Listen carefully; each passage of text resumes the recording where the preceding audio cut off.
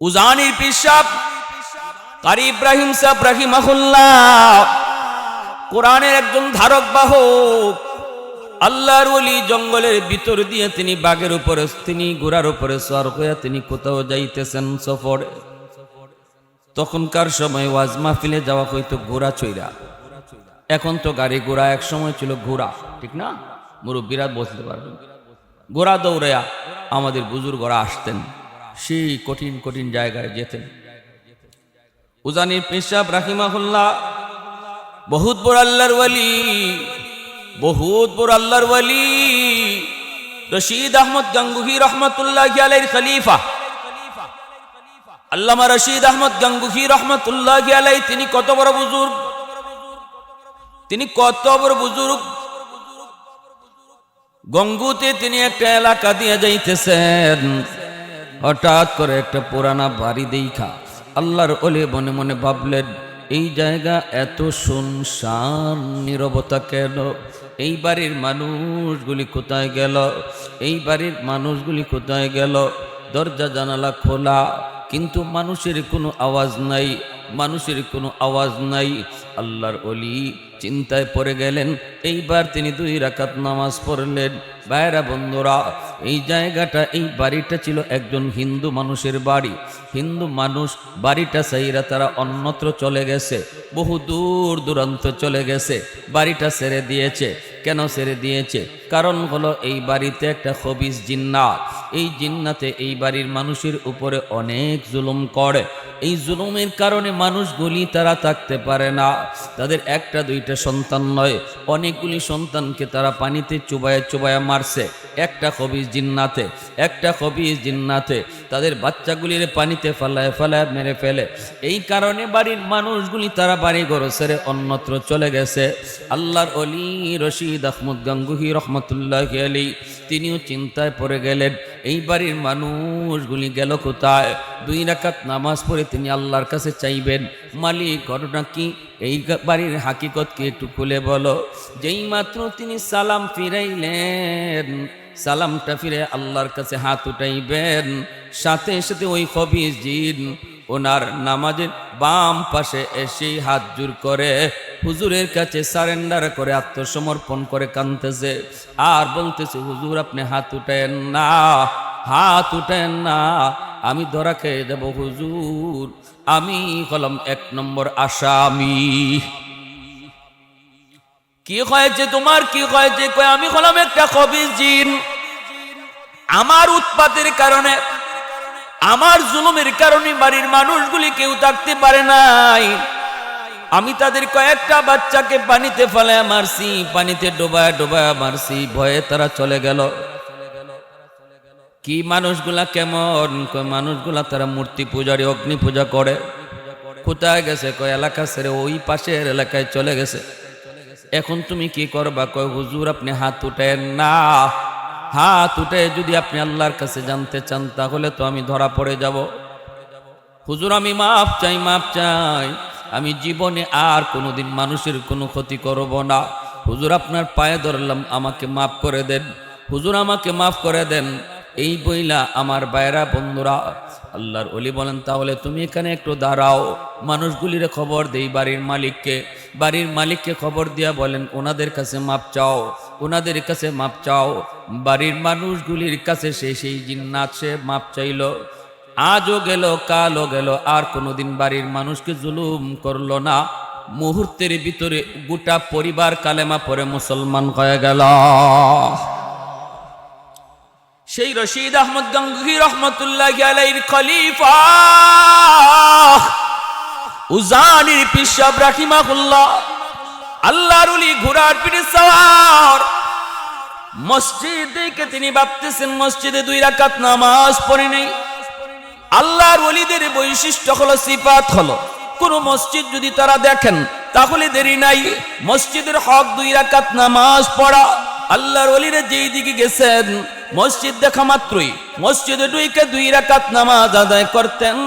ভাইরা বন্ধুরা, উজানির পীর সাহেব তিনি মসজিদের ভিতরে যায় ঢুকলেন। ঢুকে তিনি দেখেন জঙ্গলে একটা বিশাল বড় বাঘ, এই বাঘিনী তার 2টা বাচ্চারে দুধ খাওয়াইতেছে।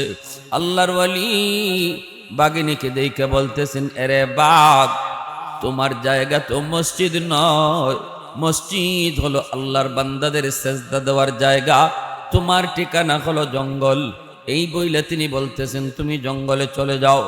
আল্লাহর ওলি সফর সঙ্গী নিজে দেখলো, তিনি এভাবে ইশারা দিয়ে দিলেন, বাঘটা লেজ নাইরা নাইরা যেন ভদ্র মানুষের মতো আল্লাহর ওলিরে চিনা চিনা সে জঙ্গলে চলে গেল।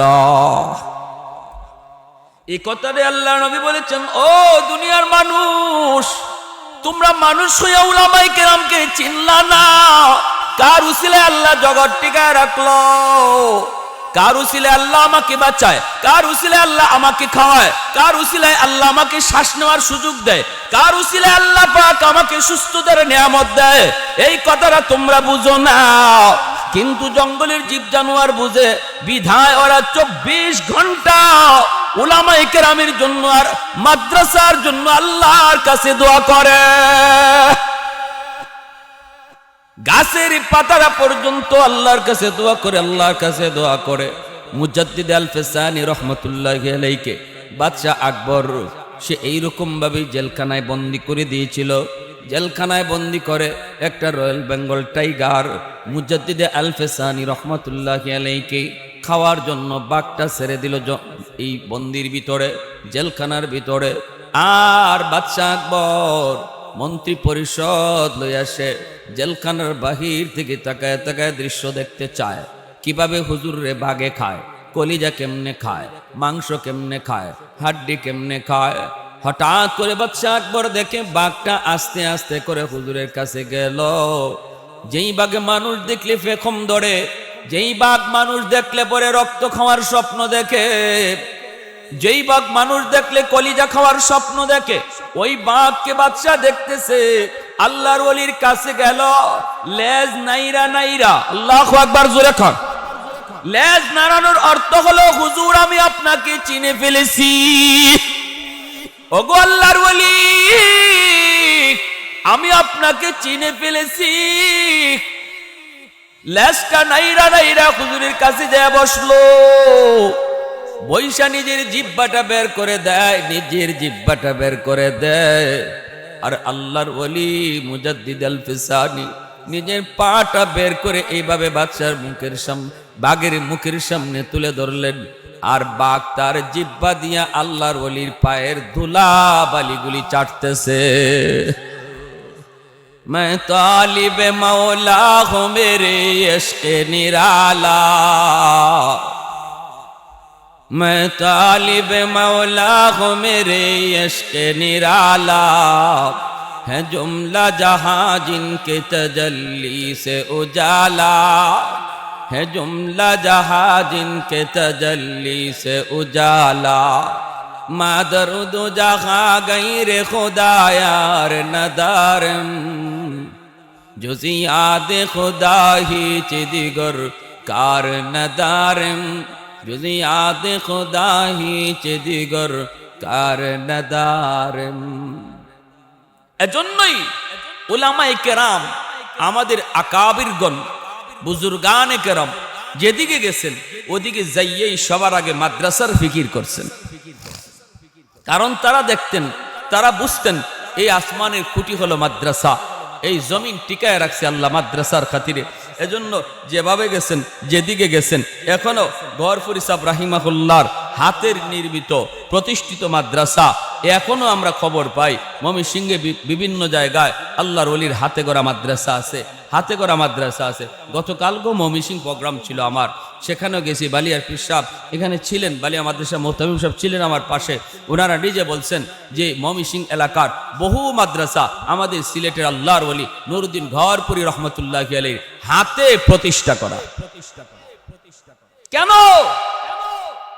মাহফিলটা কইরা রাতে থাকতেন, থাকতে সকালবেলা এলাকার মানুষই নিয়ে বৈশা, মাদ্রাসা আছে এলাকায়, হুজুর নাই, মুহূর্তের ভিতরে সাথে সাথে মানুষ ডাকো, মেম্বার সাহেব ডাকো, চেয়ারম্যান সাহেব ডাকো, ডাক্কা একসাথে বইয়া জায়গা ঠিক কইরা নিজের হাতে পিলার গাইরা মাদ্রাসা শুরু করে আইছেন। কারণ তারা জানতেন, তারা বুঝতেন আর বলতেন, শোনো এই মাদ্রাসা হলো তোমাদের এই গোটা সমাজের জন্য আল্লাহর পক্ষ থেকে রহমত টাইনা আনার চুম্বক।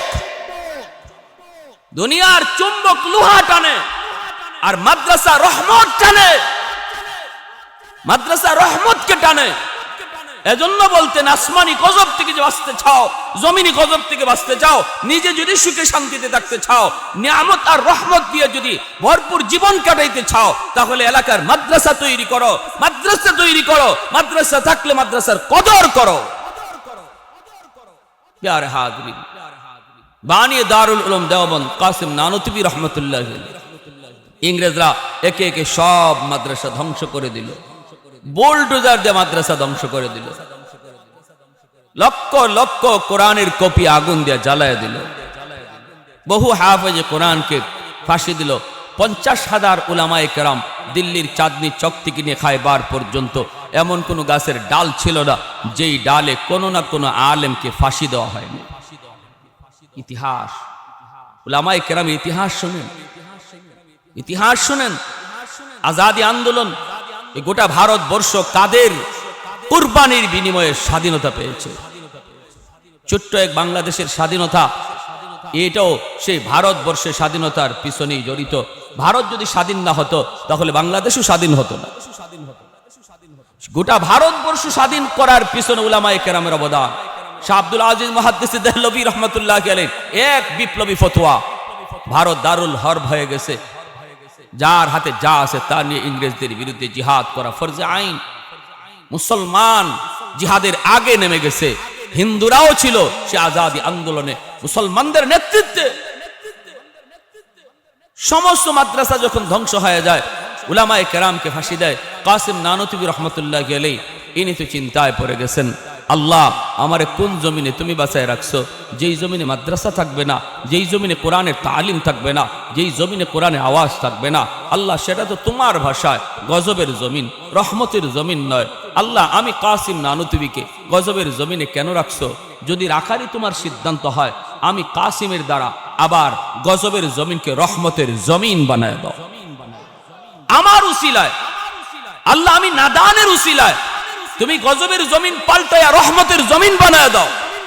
এই চিন্তা মাথায় আই নাই, সারা রাত আল্লাহর কাছে কাঁদলেন। গভীর রাত, তাহাজ্জুদের টাইম, বিবি সাহেব স্বামীর কান্নার আওয়াজে তার ঘুম ভেঙে যায়। ঘুম ভেঙে গেল বিবির, স্বামীর কান্নার আওয়াজ, পাশের রুম থেকে কান্নার আওয়াজ। তিনিও ঘুম থেকে উঠে গেলেন, তিনি পাশের রুমে গেলেন, যায় তিনি দেখেন স্বামী মাটিতে গড়াইয়া আল্লাহর কাছে কাঁদতেছেন আর বলতেছেন, মালিক গজবের জমিন তুমি রহমতের জমিন বানায় দাও। আল্লাহ আমার দ্বারা তুমি কোরআনের তালিম আবার চালু করে দাও, আবার তুমি কোরআনের শিক্ষার ব্যবস্থা তুমি জারি করে দাও। এই বইলে মাটিতে গড়ায় আল্লাহর কাছে যখন কান্দেন, চোখের পানি পড়তেছে দর দর করে। বিবি সাহেব তিনিও একজন জমিদারের মেয়ে, কাসিম নানতুবি তিনিও একজন জমিদারের ছেলে, বিবি তিনিও একজন জমিদারের মেয়ে, অনেক উন্নত ফ্যামিলির, অনেক দামি ফ্যামিলির সন্তান। বিবি সাহেব ডাক দিয়ে তখন বলতেছে, স্বামী গো, ও স্বামী একটু উঠো, মাটি থেকে উঠো, চলো আমরা স্বামী স্ত্রী দুইজনে মিলে আল্লাহর কাছে কান্দি। স্বামী স্ত্রী দুইজন আল্লাহর কাছে কান্না শুরু করে দিলেন। শুনেন এই মাদ্রাসাগুলা কিভাবে তৈরি হয়েছে। এই যে আপনাদের এলাকার এই মাদ্রাসা, এই মাদ্রাসার গোড়া কোথায়? এই মাদ্রাসার ফাউন্ডেশনে কি পরিমাণ আল্লাহর ওলিদের চোখের পানি ধরছে। এমনি দাঁড়ায় গেছে না, এমনি দাঁড়ায় নাই। এই মাদ্রাসাগুলার পিছনে বহু আল্লাহওয়ালাদের হাজারো রাতের চোখের পানি ছিল। 50,000 উলামায়ে কেরামের রক্ত ছিল। আল্লাহু আকবার জোরে বলেন। 50,000 উলামায়ে কেরামের রক্ত এই মাদ্রাসার ফাউন্ডেশন। আল্লাহর ওলি কান্দেন, বিবি তিনিও চোখের পানি জড়ায় শুধু আমিন আমিন বলেন। স্বামী কান্দে, বিবিও কান্দে, স্বামী কান্দে, বিবিও কান্দে, আল্লাহর কাছে কান্দে। ভাইরা বন্ধুরা, বিবিকে নিয়ে মাঝে মাঝে মুনাজাত করবেন, ঘরের বিবিকে নিয়ে মুনাজাত করবেন। কারণ মায়ার নবীর হাদিস, মহিলাদের দোয়া পুরুষের আগে আল্লাহ কবুল করে নেই। কারণ মহিলাদের দোয়া আল্লাহর কাছে আগে কবুল হয়। মহিলাদের আমল কম, অল্প ডিউটি, এজন্য তাদের গুনাহ কম, এজন্য ঘরের ভিতরে মহিলাদের দোয়া পুরুষের আগে কবুল হয়। মেয়েটাকে নিয়ে তুমি মাঝে মাঝে হাত উঠাইও বাবা। ভাই তুমি তোমার বোনটারে নিয়ে মাঝে মাঝে ঘরে হাত উঠাও। স্বামী তুমি তোমার স্ত্রীকে নিয়ে মাঝে মাঝে হাত উঠাও। বিপদ এসে গেছে, স্ত্রীকে নিয়ে হাত বাড়াও। তুমি দোয়া করো, বিবিকে আমিন বলতে বলো, অথবা বিবিকে বলো তুমি দোয়া করো, আমি আমিন বলবো। এইভাবে যখনই মুনাজাত ঘরের ভিতরে চালু হয়ে যায়, আল্লাহ পাক রব্বুল আলামিন সমস্যা যার সামনে আছে সমাধান করে দেয়। আল্লাহর ওলি মুনাজাত করেন, বিবি আমিন আমিন কর। সকালবেলা বের হয়ে গেলেন ছাত্র কালেকশন করার জন্য। মুসলমানের ঘরে ঘরে যায় হাজির। ও বাবা তোমার ছেলেটাকে দাও, আমি কোরআনের শিক্ষা দিব, কোরআনের শিক্ষা, হাফেজ কোরআন হবে, আলেমে দ্বীন হবে। মুসলমান ডাক দেয়া কয়, হুজুর মন তো চায় ছেলেটারে হাফেজ বানাবো, কিয়ামতের ময়দানে কোরআনের হাফেজের বাবা হইয়া আল্লাহর কাছে পরিচয় দেব। একবার মালিককে বলবো, মালিক আমি কোরআনের হাফেজের বাবা, আল্লাহ আমি একজন আলেমের মা। কিয়ামতের ময়দানে আল্লাহ পাক রব্বুল আলামিন হাফেজে কোরআনের বাপ মাকে আর আলেমের বাপ মাকে, উলামায়ে কেরামের বাপ মাকে আল্লাহ নিজের হাতে মাথায় পাগড়ি পরায় দিবে। দুনিয়াতে আপনার সন্তানের মাথায় পাগড়ি পরায় উস্তাদ, আর হাসরের মাঠে বাপ মার মাথায় পাগড়ি পরাবেন আল্লাহ নিজে। মান কারাল কুরআন ওয়া আমিলা বিমা ফিহি উলবিসা ওয়ালিদাহু তাজান ইয়াউমাল কিয়ামা। এমন এক মুকুট, এমন এক মুকুট, দাউহু আহসানু মিন দাউইশ শামস, যেটা সূর্যের পাওয়ারের চেয়ে এই মুকুটের পাওয়ার বেশি হবে। নবীর বাবাকে আল্লাহ পাক এতটা সম্মান নিজের হাতে দিবেন না। মায়ার নবীর একটা হাদিসও আমরা এমন পাই না কোন নবীর বাপ মাকে আল্লাহ পাক নিজের হাতে মুকুট পরাবে। কিন্তু নবীজি বলেন একজন আলেমের বাপ মার মাথায় আল্লাহ নিজের হাতে মুকুট পরাবে। কারণ হলো দুনিয়াতে তোমার সন্তান নিয়ে তুমি মাদ্রাসার দিকে রওনা দিয়েছো। সমাজ চলতেছিল স্কুল কলেজ ভার্সিটির দিকে, গোটা সমাজ চলতেছিল স্রোতের তালে তালে। কিন্তু তুমি বাবা, তুমি মা সিদ্ধান্ত নিয়েছো স্রোতের তালে তালে চলবো না, স্রোতের তালে তালে চলবো না। আমি আমার আল্লাহকে খুশি করার জন্য মাদ্রাসার দিকে রওনা দিব। ওই দিকে চলতেছে 10 জন, তুমি চলতেছো একা এই দিকে। সেদিনও আল্লাহ পাক রব্বুল আলামিন ওই বাপ মার চেহারার দিকে আল্লাহর কুদরতির নজর ছিল। সুবহানাল্লাহ। কেন? কারণ সব এক বায় হাঁটে, তুমি অন্যদিকে হাঁটো। আমি আল্লাহকে খুশি করার জন্য ওই দিনও দুনিয়াতে আমি আল্লাহর মায়ার নজর তুমি মা আর বাবার দিকেই ছিল। হাসরের মাঠে এর জন্য আল্লাহ পাক মুকুট নিয়ে দাঁড়ানো থাকবে। হাসরবাসী মানুষ সবাই দেখবে আল্লাহ কাকে যেন তালাশ করে। নবীর বাপ মায়ে গিয়া কইব আমি অমুক নবীর বাবা, অমুক নবীর মা। আল্লাহ বলবেন আমি তোমাকে খুঁজি না। একজন হাফেজে কোরআনের বাবা, একজন আলেমের মায়ে কইব আল্লাহ আমি অমুক হাফেজে কোরআনের বাবা, অমুক আলেমের মা। আল্লাহ বলবেন আমি তোমাকেই খুঁজতেছি, আমি আল্লাহ তোমাকেই খুঁজতেছি। সেই দিনও দুনিয়ার মানুষের তালে তালে চলো নাই, আমি আল্লাহকে খুশি করার জন্য তুমি উল্টা দিকে হাঁটছো। ওই দিন তোমার প্রতিটা হাঁটা আমি আল্লাহর কাছে কত আনন্দের ছিল, কত মায়ার ছিল। বান্দারে আজ আমি আল্লাহ নিজের হাতে পুরস্কার দিয়া তোমাকে সেটা বুঝাই দিব। ভাইরা বন্ধুরা, ওই জন্য কাসিম নানু তুমি রহমতুল্লাহি আলাইহি তিনি বলতেছেন, ভাইরা দেও না একটা সন্তান দেও না। বাবা কয় মা কয় হুজুর মন তো চায় ছেলেটাকে হাফেজ বানাবো, কিন্তু ভয় হয় যদি ইংরেজরা দেখতে পায় তাহলে আমার সন্তানকে গুলি করে হত্যা করে ফেলবে।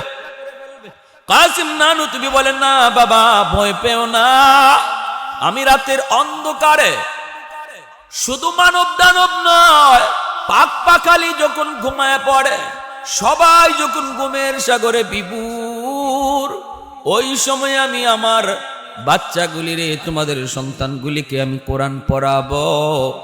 আর কোরআন পড়ানোর জায়গা হবে আমার ঘর, আমার ঘরটাই হবে মাদ্রাসা, ঘরটাই হবে তাদের জন্য মাতবাখ, ঘরটাই হবে তাদের জন্য খানার জায়গা, থাকার জায়গা, পড়ার জায়গা হবে আমার ঘর। আল্লাহর ওলি এইভাবে কয়েকজন ছাত্র তিনি কালেকশন করে ঘরে নিয়ে আসলেন, ঘরটারে তিনি মাদ্রাসা বানায় দিলেন। এরে যুবক, ঘরটারে তুমি মক্তব বানায় নেও, ঘরটারে মক্তব বানাও। ও আমার মা, ঘরের ভিতরে তুমি কোরআন তেলাওয়াত যত বেশি করবে গো মা, তত বেশি সন্তানের উপরে আমল, নেক আমলের আসর গিয়া পড়বে। মার আমল বেশি আসর করে সন্তানের উপর, কারণ সন্তান মাকে বেশি টাইম কাছে পায়। আল মারআতু রাইয়াতুন আলা বাইতি যাওজিহা ওয়া ওয়ালাদিহি। আল্লাহ নবী বলেন, বাবাকে যদি আল্লাহ পাক জিজ্ঞেস করে সন্তানের ব্যাপারে একবার, মারে জিগাইব দুইবার। কারণ গর্বে ছিল তাও মায়ের সাথে, দুধ খাইছে তাও মায়ের সাথে। শিশুকাল বাবা ছিল ঘরের বাকির রোজগারের জন্য, তাও সন্তান বেশি দেখছে মাকে। এজন্য মা যদি দিনদার হয়, মা যদি নেককার হয়, মা যদি পর্দানিসীন হয়, মা যদি কোরআন তেলাওয়াতকারিনী হয়, তাহলে সন্তান আশা করা যায় নেককার হবে, সন্তান দিনদার হবে। সন্তান মা যদি বেশি বেশি কোরআন তেলাওয়াত করে গর্বে সন্তান নিয়া, এই সন্তান বড় হয়ে হাফেজে কোরআন হয়। মা গর্বে সন্তান নিয়া যদি বেশি বেশি করে গান শুনে, এই সন্তান বড় হয়ে গানের মাস্টার হয়। সন্তান পেটে নিয়ে মা যদি বেশি বেশি পর্দা করে চলে, এই সন্তান মেধাবী হয়। সন্তান পেটে নিয়ে মা যদি বেপরদায় চলে, এই সন্তান বড় হয়ে প্রতিবন্ধী হয়। টক খাইলে টক প্রিয় হয়, মিষ্টি খাইলে মিষ্টি প্রিয় হয়। এজন্য মার আসরটা সন্তানের উপরে বেশি পড়ে।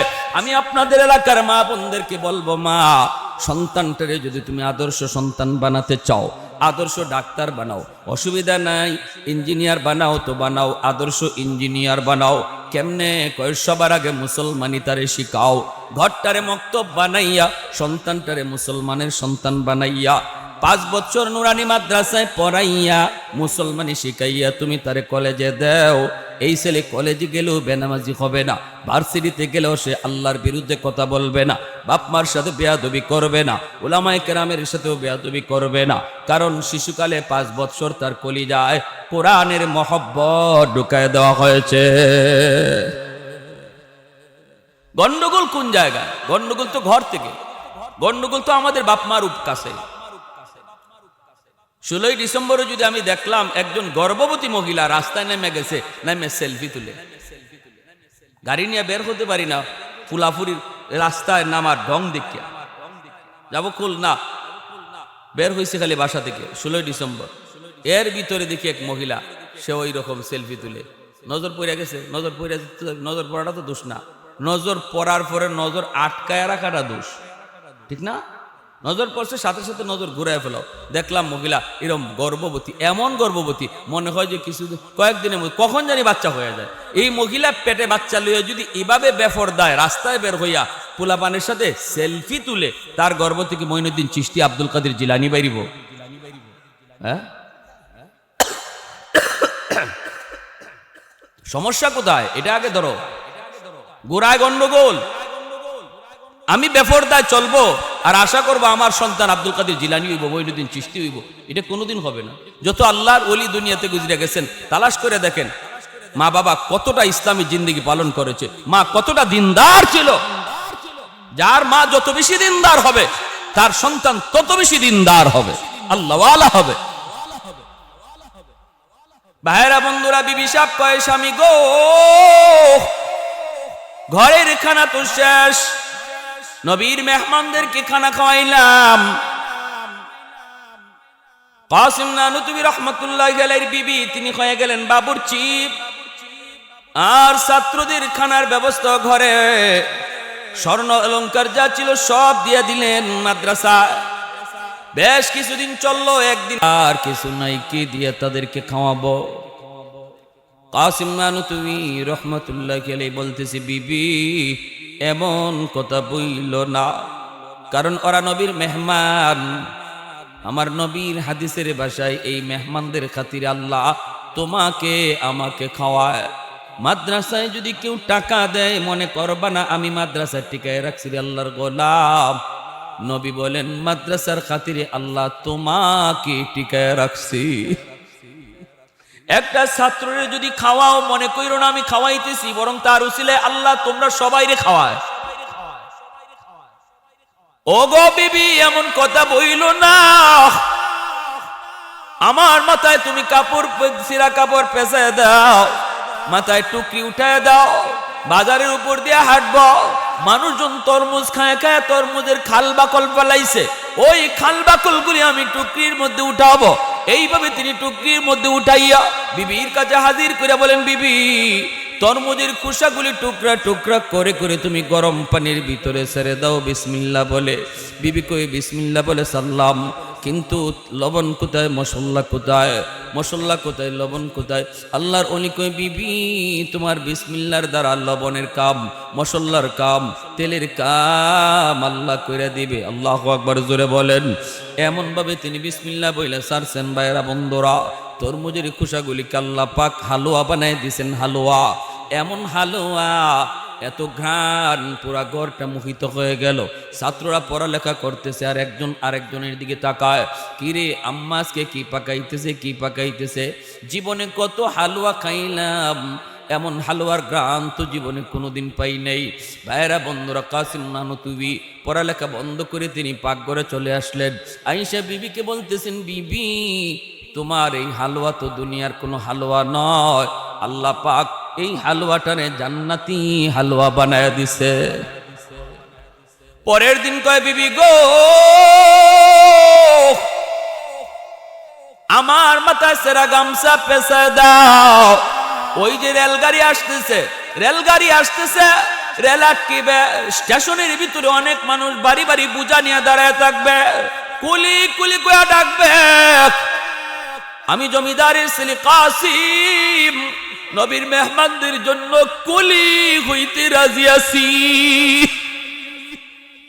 আমি কুলি হইতে রাজি, এরপর নবীর মেহমানদের কষ্ট দিতে রাজি না।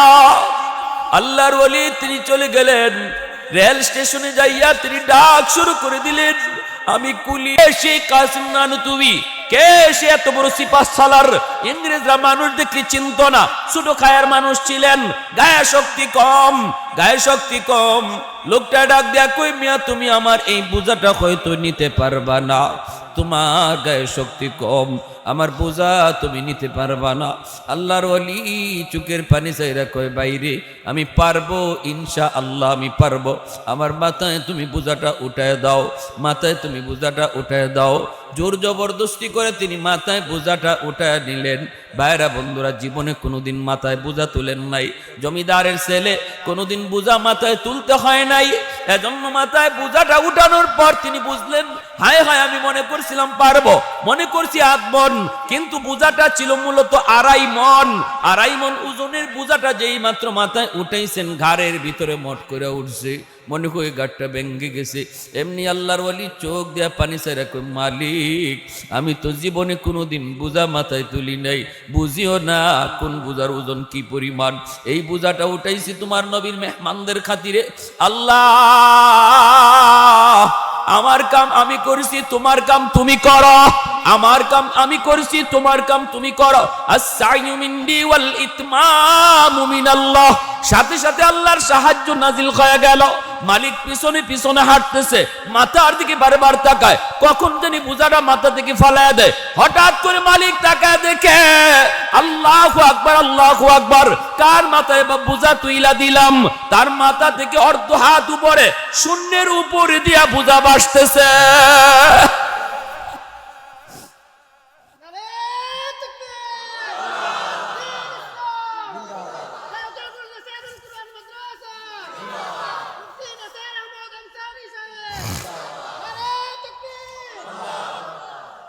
ভাইরা বন্ধুরা, জন্য বলতেছিলাম, বলুন দেখি কেন আল্লাহর ওলিরা এত কষ্ট করছেন, এত কষ্ট করছেন মাদ্রাসার জন্য? কারণ তারা বুঝতেন মাদ্রাসা হলো আমাদের জগতে টিকে থাকার একমাত্র উসিলা। মাদ্রাসা হলো আমার জন্য রহমতের চুম্বক, রহমতের চুম্বক। অতএব মাদ্রাসা টিকায় রাখার দরকার আসেনি না নাই? মহব্বত করা দরকার আসেনি না নাই? সন্তান মাদ্রাসায় দেওয়ার দরকার আসেনি না নাই? কাদের কাদের নিয়ত আছে হাত দুটো আল্লাহকে দেখান। আল্লাহ তুমি কবুল করো, জোরে কোন আমিন, আরো জোরে বলেন আমিন। আমি মুসাফির মানুষ, একটু আপনাদের কাছে চাইব মাদ্রাসার জন্য এই দিন প্রতিষ্ঠানের জন্য আমরা একটু সহযোগিতার হাত বাড়াই। কে আছেন একটু বলেন।